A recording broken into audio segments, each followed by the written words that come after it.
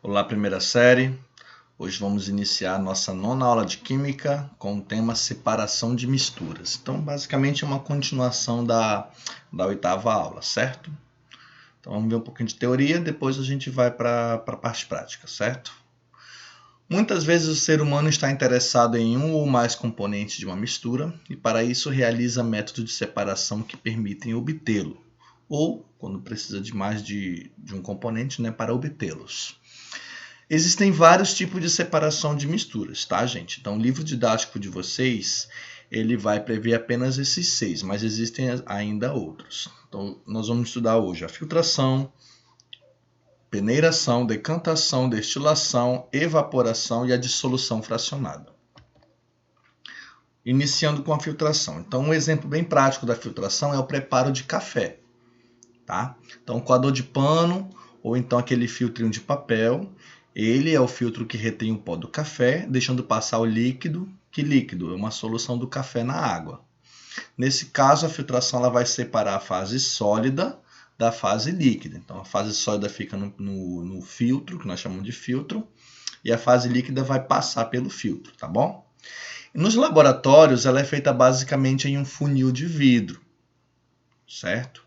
E os requisitos para você poder fazer a filtração são essas. Primeiro, tem que ser uma mistura homogênea e que ela contenha pelo menos um componente no estado sólido que ficará retido nos poros do filtro. Então, esses são os requisitos para poder ter a possibilidade de se fazer a filtração com filtro, ok? Então, aqui nós temos uma pequena imagem mostrando como é que se dá. Então, aqui nós temos, aqui o funil de vidro, dentro o papel filtro, aqui a mistura. Aí, com o auxílio de um bastão de vidro, a pessoa, o analista, ele vai colocar a mistura dentro do papel filtro. Aí, aqui vai cair apenas o filtrado, certo? E retido no filtro, nós vamos ter a parte sólida, ok? Próximo se chama peneiração, é um método de separação de materiais usado para misturas heterogêneas, formadas por sólido e líquido, ou por dois ou mais sólidos de dimensões diferentes. Então, para se fazer a peneiração, vai se precisar de uso de peneiras que têm malhas de tamanho diferentes. Então, um exemplo de prática de peneiração, até mesmo no cotidiano, é quando o pedreiro vai fazer a separação da areia, né? Então, às vezes nós temos algumas partículas que são maiores, então as partículas maiores elas são retiradas, certo? Então também quem trabalha com análise, os químicos que trabalham com análise de solos, eles também vão ter isso, vão separar as 3 fases do solo, os três tipos de partícula de solo, na verdade, que é a areia, o silt e a argila. Tá? Então, dependendo do tipo de areia, a gente consegue separar essas partículas do solo, certo? Mas também pode ser utilizada para outros fins. Decantação. Ao deixarmos uma mistura heterogênea em repouso, a fase mais densa pode depositar-se na parte inferior pela ação da gravidade.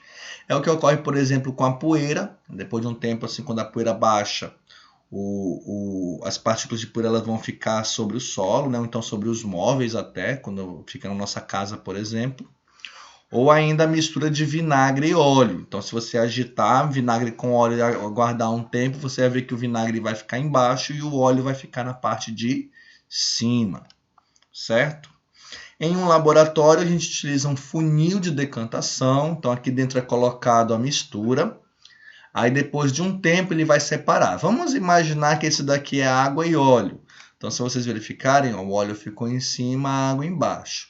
A parte boa desse funil de decantação é que se você liga essa torneirinha aqui, ó, com cuidado, vamos dizer que você vai cair primeiro a água. Quando acabar toda a água, você fecha a torneirinha, aí o que você vai ter? A água nesse recipiente e o óleo dentro do funil de decantação. Então, além de separar visualmente, você consegue separar também na prática. Entenderam? Então, ele é bom para fazer essa separação com essa torneirinha aqui. Próximo, destilação. É um processo de separação de misturas homogêneas que estejam em fase líquida. Como que acontece a destilação, gente? Primeiro, o sistema é aquecido até que o componente que evapora com maior facilidade atinja a temperatura de ebulição. Os vapores passam por um condensador, voltando ao estado líquido. Exemplo de uso, obtenção da água destilada. Então, quem já ouviu falar na água destilada, para quem não sabe, a água destilada é uma água pura, extremamente pura. Ela é utilizada principalmente para fazer medicações e soros, tá? Então, o soro, por exemplo, você não pode ter qualquer tipo de mineral dissolvido na água. Você não vai pegar uma água da torneira, fazer soro e injetar na sua veia. A técnica de enfermagem não pode fazer isso, né? É utilizada água destilada para ficar apenas o material que vai ser dissolvido nela. Porque pode ser que ela, por exemplo, dissolva uma medicação e algum íon que esteja na água, por exemplo, que foi pega da torneira, pode reagir com a medicação e tornar ela ineficaz. Então, para isso não acontecer, para ficar apenas a medicação pura dissolvida na água pura, é utilizado água destilada, tá bom, gente? Então, vamos pegar o exemplo como que se faz a água destilada, como que se obtém a água destilada, né? Então, esse daqui é um aparelho conhecido como condensador. Então, aqui dentro se coloca a mistura do balão de destilação, certo? E aqui embaixo, pode ser uma manta elétrica de aquecimento, como esse aqui, que vai aquecer, ou ainda pode ser algum eliminador de chama, como por exemplo o bico de Bunsen, que é um material utilizado para se dar uma chama, um fogo, tá? Tipo como se fosse um fogãozinho, um fogareiro, tá? Aqui tem um termômetro para controlar a temperatura. Então, como o texto disse lá atrás, para separar uma mistura de que os dois tenham um ponto de ebulição diferente. Então, quem tem um ponto de ebulição menor, quando atingir essa temperatura, ele vai começar a evaporar, vai evaporar. Então, o que vai acontecer? Ele vai subir, né? Ele é um gás, sobe e para cá não tem para onde ele ir porque está fechado. Estão vendo? Com uma rolhazinha, ele é fechado. Então, aqui tem uma abertura para o lado. Aqui ele vai passar por esse material, por essa vidraria chamada de condensador. Ok? Se vocês verificarem, o condensador está ligado aqui por duas mangueiras. Uma mangueira está ligada na torneira e outra está aqui no ralinho da pia. O que vai acontecer? Essa torneira ela vai ser ligada, ligou a torneira e vai vir água gelada. Essa água gelada vai passar aqui por dentro do condensador, mas preste atenção, gente, ele não vai tocar na mistura que está no primeiro vapor que veio para cá, tá? Ele vai tocar apenas na parede de fora. Certo? É exatamente, o condensador ele é feito de duas paredes. A parede por onde vai passar apenas a água e dentro, mais interno, é onde vai passar a parte da mistura que vai ser já separada, certo? Então a água gelada vai entrar por aqui e aqui ela vai sair e vai para o ralo da pia. Então ela entra, vamos dizer assim, ela vai entrar de um jeito e vai sair do mesmo jeito.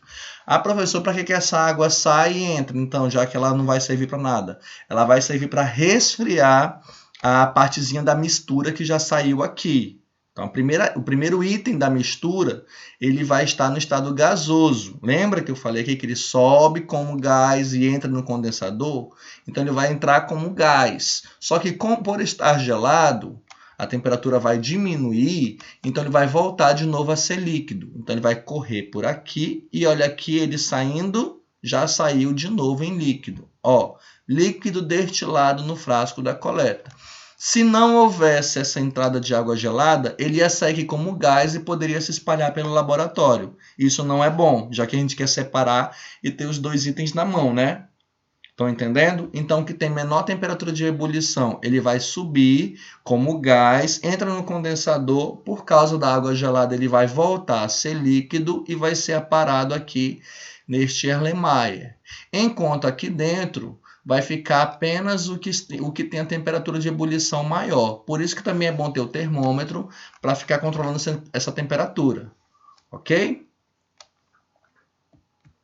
Evaporação.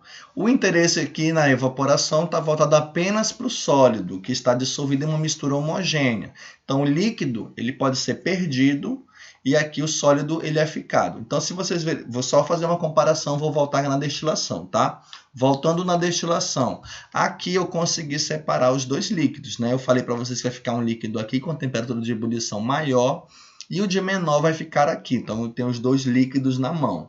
Aqui na evaporação, você vai poder perder esse líquido e nem procurar ele, tá bom? Então, como que vai acontecer? Ocorre o aquecimento da mistura até a completa evaporação do líquido. Então, um exemplo bem prático que é utilizado a evaporação é para obter o sal marinho a partir da evaporação da água do mar. Então, como que isso acontece? As indústrias colocam a água do mar e a partir do calor do sol e também do vento, que venta bastante nessas localizações dessas indústrias, isso, vamos chamar de indústrias. Dessas indústrias, por causa do vento e